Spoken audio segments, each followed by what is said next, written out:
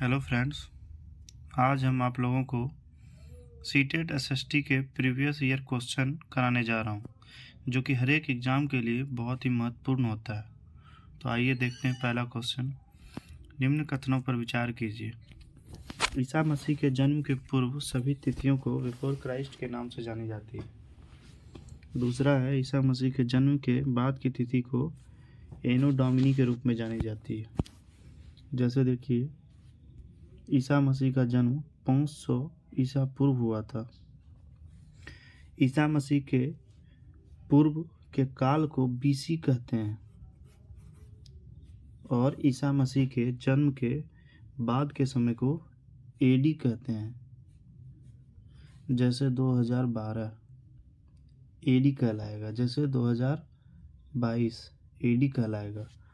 और जो 500 ईसा पूर्व के पहले के काल थे उसको बिफोर क्राइस्ट या फिर बीसी कहते थे। तो इसका आंसर हो जाएगा ए और बी दोनों। तो आइए देखते हैं नेक्स्ट क्वेश्चन।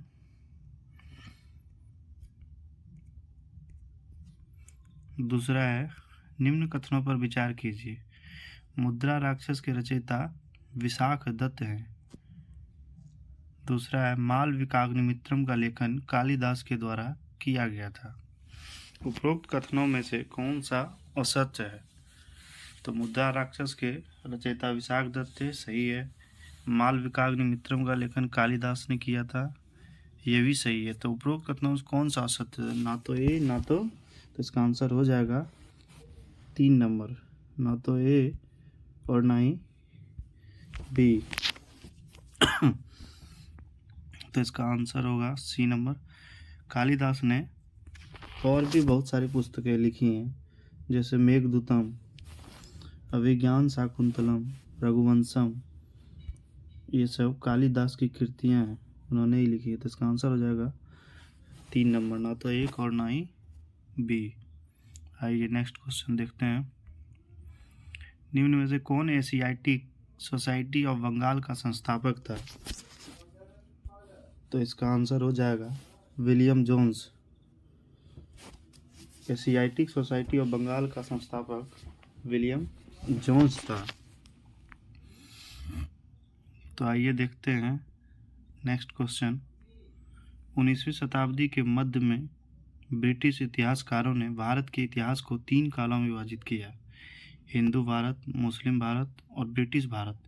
इस विभाजन का क्या आधार है? तो ये पहला ऑप्शन है, जो इस विचार पर आधारित है कि शासकों का धर्म एक महत्वपूर्ण ऐतिहासिक परिवर्तन था। इंग्लैंडों का इतिहास भी इसी रूप में लिखा गया है। ब्रिटिश लोग समझते थे कि वे इतिहास के उस बिंदु पर सर्वाधिक ज्ञानवान थे और इसलिए उन्होंने इस विभाजन का प्रयोग किया। और फिर चौथा है, यह याद करने में सुविधाजनक और सरल। तो इसका आंसर हो जाएगा दोस्तों नंबर 1। यह इस विचार पर आधारित है कि शासकों का धर्म एक महत्वपूर्ण ऐतिहासिक परिवर्तन था। आइए देखते हैं नेक्स्ट क्वेश्चन। निम्नलिखित में से कौन सा कथन प्राचीन हस्तलिपि के संदर्भ में सही नहीं है? हस्तलिपि का अर्थ होता है हाथ से लिखा हुआ। तो पहला ऑप्शन वे प्राय तार पत्रों पर लिखी हुई थी, ये सही है, क्योंकि प्राचीन हस्तलिपि तार पत्रों पर ही लिखी जाती थी। दूसरा है, वह जिस काल को प्रदर्शित करती है उस काल का मुख्य स्रोत है। वह हस्तलिखित थी और उसके बाद मुद्रित की गई। पहले हाथ से लिखा गया था, उसके बाद फिर उसकी छपाई हुई थी। चौथा है, कुछ हस्तलिपियां पत्थर या धातु पर उकेरी गई थी, ये भी सही है। तो इसका आंसर हो जाएगा 2 नंबर, क्योंकि पूछा है प्राचीन हस्तलिपि के संदर्भ में सही नहीं है। तो इसका आंसर होगा नंबर 2। आइए देखते हैं नेक्स्ट क्वेश्चन। कॉमन एरा क्या है? कॉमन एरा क्या है? पहला ऑप्शन है, आदेश जारी करने के लिए एक सरकार द्वारा स्वीकृत भारतीय एरा। हिंदू एरा और इस्लामिक एरा के समिश्रण के विकसित एक नया एरा। ऐतिहासिक घटनाओं का अध्ययन करने का एक नया एरा। क्रिश्चियन एरा, जो अब दुनिया के अधिकांश हिस्सों में स्वीकृत है। तो इसका आंसर होगा क्रिश्चियन एरा, जो अब दुनिया के अधिकांश हिस्सों में स्वीकृत है। इसका आंसर हो जाएगा नंबर 4, क्रिश्चियन एरा, जो अब दुनिया के अधिकांश हिस्सों में स्वीकृत है। आइए देखते हैं नेक्स्ट क्वेश्चन। भारतीय इतिहास को प्राचीन, मध्य और आधुनिक कालों में विभाजित करने की समस्याएं भी है। निम्नलिखित में वह समस्या कौन सी है? तो पहला ऑप्शन है त्रिविभाजन भारतीय राज्यों की क्रमिक प्रगति को दर्शाता है। 3 काल भारतीय इतिहास को वर्णित करने के लिए पर्याप्त है। तीसरा ऑप्शन है यह संकल्पना पश्चिम से ली गई है, जहां आधुनिक काल तर्कना, लोकतंत्र, स्वतंत्रता और समानता से संबंधित है। क्योंकि प्राचीन इतिहास को 3 कालखंडों में विभाजित किया गया है। पहला है एंशिएंट हिस्ट्री, दूसरा है मेडिएवल हिस्ट्री, तीसरा है मॉडर्न हिस्ट्री। इसलिए इनकी बहुत सारी समस्याएं भी हैं, जो कि आधुनिक काल विज्ञान, तर्कना, लोकतंत्र, स्वतंत्रता और समानता से संबंधित है। तो इसका आंसर हो जाएगा नंबर 3। आइए देखते हैं दूसरा क्वेश्चन। ऐतिहासिक स्थल वह है जहां, ऐतिहासिक स्थल मतलब होता है इतिहास का वह स्थल जहां पे पुराने अवशेष रखे हों या फिर स्मृति शेष हो, उसको ऐतिहासिक स्थल कहते हैं। तो इसका आंसर हो जाएगा नंबर 1। आइए नेक्स्ट क्वेश्चन देखते हैं। आदिवासी जनजातीय लोग अपना पिछला लिखित रिकॉर्ड नहीं रखते हैं। वर्तमान के इतिहासकार आदिवासी इतिहास कैसे लिखते हैं? पहले के आदिवासी लोग जो थे उतना पढ़े लिखे थे नहीं, तो वो लिख के अपना कुछ भी रिकॉर्ड नहीं रखते थे। वो बोल करके या फिर अपने वंश को, आगे आने वाले वंश को बता करके या फिर मौखिक परंपराओं का प्रयोग करके वो अपना रिकॉर्ड रखते थे। इसका आंसर होगा वाचिक परंपराओं का प्रयोग करके आदिवासी लोग अपना लिखित रिकॉर्ड नहीं रखते थे।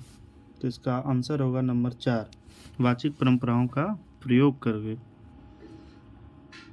आइए देखते हैं नेक्स्ट क्वेश्चन। सन 2012 को निम्नलिखित में से किस प्रकार से भी लिखा जा सकता है? तो अभी हम आप लोगों को बताए एडी और बीसी के बारे में, तो पूछ रहा है सन 2012 को निम्नलिखित किस प्रकार से भी लिखा जा सकता है? तो इसका आंसर हो जाएगा एडी 2012। अभी आप लोगों को बताए एडी और बीसी के बारे में, तो इसका आंसर हो जाएगा एडी 2012। आइए नेक्स्ट क्वेश्चन देखते हैं। पांडुलिपियों और अभिलेखों पर निम्नलिखित 2 कथनों ए और बी पर विचार कीजिए और सही उत्तर का चयन कीजिए। ऑप्शन नंबर ए, पांडुलिपियां प्रायः तार पत्रों अथवा भुर्ज नामक वृक्ष की छाल से विशेष तरीके से तैयार भोजपत्र पर लिखी जाती थी। तो पहला ऑप्शन बिल्कुल सही है, क्योंकि पांडुलिपियां जो है सो प्रायः तारपत्र और भुर्ज नामक वृक्ष होता था, उसकी छालों से लिखा जाता था। दूसरा है अभिलेख। अभिलेख पत्थर तथा धातु जैसी अपेक्षाकृत कठोर सतहों पर उत्कीर्ण किए जाते थे। पहले के ज़माने में पत्थर हुआ करता था जिसपे, और उसी तरीके से लिखा जाता था कठोर धातु से, जो कि उस पे उत्कीर्ण हो जाता था। तो इसका आंसर हो जाएगा ए और बी दोनों सही है। इसका आंसर हो जाएगा ए और बी दोनों सही है। आइए नेक्स्ट क्वेश्चन देखते हैं। अभिलेखागार वह स्थान है जहां, हम लोग जानते हैं कि अभिलेखागार उस स्थान को कहा जाता है जिसमें ऐतिहासिक पांडुलिपियां या दस्तावेज या फिर कोई भी इम्पोर्टेंट डॉक्यूमेंट हो या फिर ऐतिहासिक पांडुलिपियां हो, उसको रखा जाता है उस स्थान पर, तो उसको अभिलेखागार कहा जाता है। तो इसका आंसर हो जाएगा नंबर 1, अभिलेखागार वह स्थान है जहाँ ऐतिहासिक पांडुलिपियों तथा दस्तावेज को रखा जाता है। सीटेट में जो क्वेश्चन पूछे जाते हैं, एजर्सन और कंक्लूजन वाला क्वेश्चन जो आता है, कथन और निष्कर्ष वाला, सबसे ज़्यादा वही पूछा जाता है सीटेट में। तो आइए नेक्स्ट क्वेश्चन देखते हैं। इतिहास आपके लिए सहायक होगा वर्तमान का कैसे विकास हुआ यह समझने में, हमारे भौतिक और सामाजिक विश्व की गतिविधि को समझने में, या फिर अतीत की वर्तमान से तुलना करने में। सीटेट में इस तरह का क्वेश्चन बहुत ज़्यादा पूछा जाता है। तो आइए देखते हैं इस क्वेश्चन का आंसर।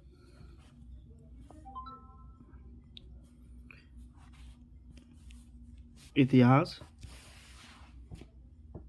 इसलिए महत्वपूर्ण है क्योंकि वर्तमान का कैसे विकास हुआ यह समझने में भी योगदान देता है, और फिर हमारे फिजिकली या फिर सोशली एक्टिविटी को समझने में भी मदद करता है, और अतीत की वर्तमान से तुलना करने में भी मदद करता है, क्योंकि पहले क्या हुआ और आज क्या हो रहा है इसको समझने में भी बहुत बड़ा योगदान है हिस्ट्री का।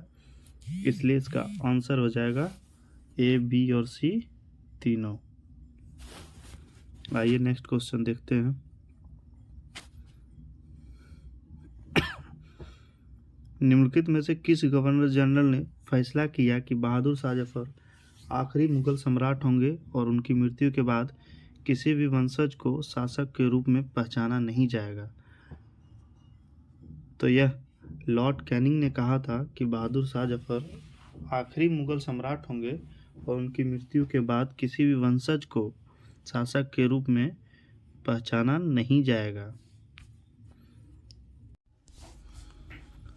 तो यह कहने वाला लॉर्ड कैनिंग था, जो कहा था कि बहादुर शाह जफर आखिरी मुगल सम्राट होंगे और उनके मृत्यु के बाद किसी भी वंशज को शासक के रूप में पहचाना नहीं जाएगा।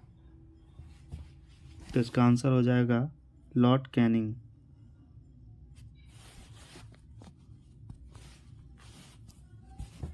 इसका आंसर होगा लॉर्ड कैनिंग। आइए नेक्स्ट क्वेश्चन देखते हैं।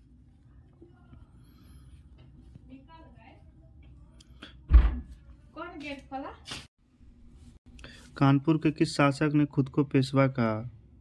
तो इसका आंसर हो जाएगा नाना साहब, क्योंकि नाना साहब गोद लिए हुए पुत्र थे, इसलिए इनको पेशवा कहा जाता था।